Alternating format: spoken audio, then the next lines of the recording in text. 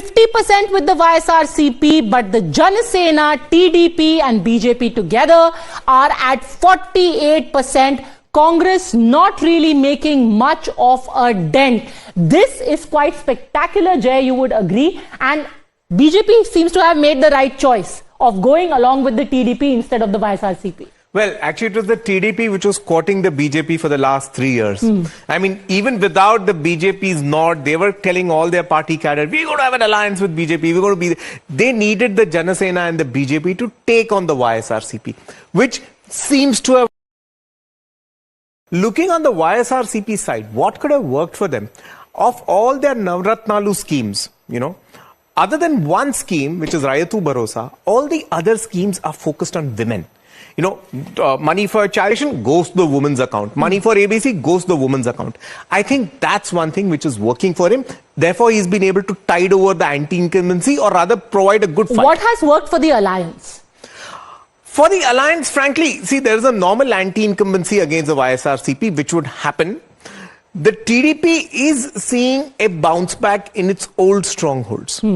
The Janasena was with the TDP last time, but not the BJP. With whatever little acceleration the BJP has given them, it being a joint election with the Lok Sabha election, it has managed to close the gap with YSRCP. Okay, let's take a look at the comparison. The TDP never went below its 45% vote share in any of the elections. It did. It did. Below its 40% vote share. 40% vote share. Look at the comparison over here. Yeah. In 2019, the YSRCP was at 22 out of 25 seats. Yeah. This time, it has been whittled down by almost 7 to 8 seats. From 22, it has come to 13 to 15.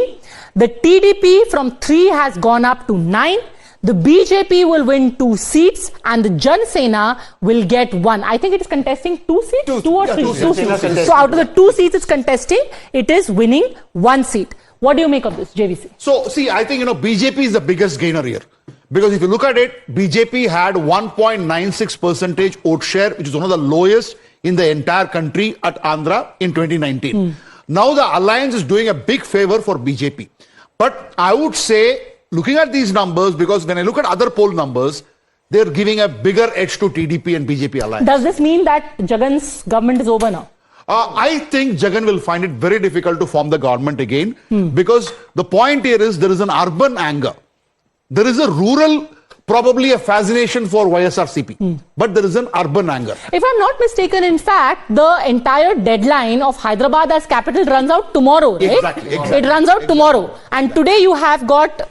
So basically there is a lot of urban distress, a lot of rural schemes, businesses suffering. So I met a few businessmen in Hyderabad who said that we don't know, there are so many doles going to the villages, but businesses suffering. Even Reddy people, business people, they are not this time voting for YSRCP. For the simple fact.